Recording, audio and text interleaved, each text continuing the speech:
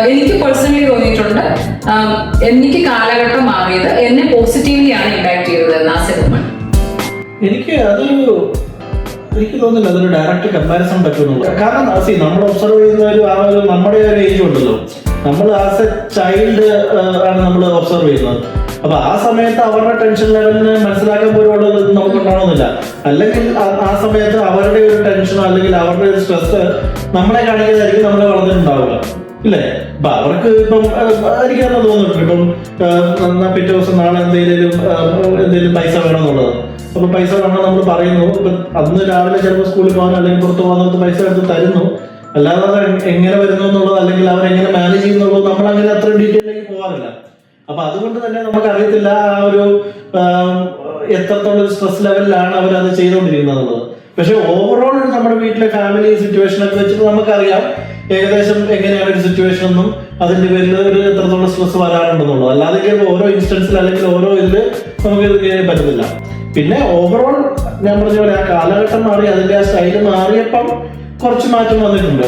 അപ്പം അത്ര ഒരു ഹൈ ലെവലിലൊക്കെ ചോദിച്ചു കഴിഞ്ഞാൽ എനിക്ക് തോന്നുന്നു ഇപ്പോഴത്തെ ഈ ഒരു സ്റ്റൈല് ഇപ്പൊ എന്റെ അല്ലെങ്കിൽ എന്റെ പേരൻസിനെ നമ്മളൊരു ഡിഫറൻസ് അല്ലേ പറയുന്നത്.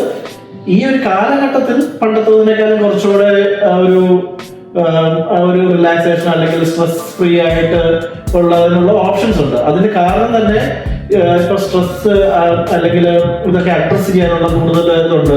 ആൾക്കാരുമായിട്ട് ഷെയർ ചെയ്യാനോ അല്ലെങ്കിൽ എക്സ്പീരിയൻസ് ഷെയർ ചെയ്യാൻ വേണ്ടിയുള്ള കൂടുതൽ പ്ലാറ്റ്ഫോം ഉണ്ട്. ആൾക്കാരുടെ നിന്ന് ബാക്കിയുള്ള ആൾക്കാരുടെ എക്സ്പീരിയൻസ് കാണാനും കേൾക്കാനും കൂടുതൽ എന്താ പറയാ ഓപ്പർച്യൂണിറ്റീസ് ഉണ്ട്.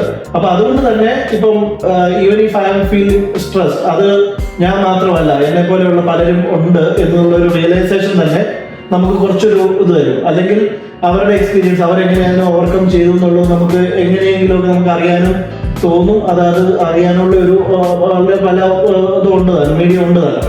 അതുകൊണ്ട് തന്നെ സ്ട്രെസ് ഇല്ല എന്നുള്ളതല്ല, പക്ഷെ സ്ട്രെസ്സിനെ മാനേജ് ചെയ്യാനുള്ള കൂടുതൽ ബെറ്റർ മെക്കാനിസം ഇപ്പം അവൈലബിൾ ആണ്. അല്ല അതെ ഇപ്പൊ നേരത്തെ പറഞ്ഞ പോലെ തന്നെ ആ ഒരു ഓപ്പർച്യൂണിറ്റീസ് കാരണം തന്നെ ആൾക്കാർ ആ സ്ട്രോങ് മെൻ എന്നുള്ള കോൺസെപ്റ്റ് ഇപ്പോൾ സ്ട്രോങ് മെൻ എന്നുള്ള കോൺസെപ്റ്റ് അതിന്റെ ഡെഫിനിഷൻ മാറി. അത് ഞാൻ പറഞ്ഞു, അതെപ്പോഴും ഓരോ തവണയും മറ്റേ സ്ട്രോങ് നേരത്തെ പറഞ്ഞ റെസ്പോൺസിബിലിറ്റി എന്ന് പറഞ്ഞ പോലെ ഒരു ഇൻഡിവിജ്വൽ അല്ലെങ്കിൽ ഒരു ഗ്രൂപ്പ് ഓഫ് ഇൻഡിവിജ്വലിന്റെ ഒരു ഡെഫിനിഷൻ ഉണ്ടല്ലോ, റോൾ ആൻഡ് ഡെഫിനിഷൻ ഉണ്ടല്ലോ, അത് മാറിക്കൊണ്ടിരിക്കും. അപ്പൊ അത് മാറുന്നത് മിക്കവാറും ഒരു പോസിറ്റീവ് വേയിലായിരിക്കും. അതുകൊണ്ട് തന്നെ അതിന് നല്ല രീതിയിൽ ഒരു ഔട്ട്കം ആയിട്ട് വരും.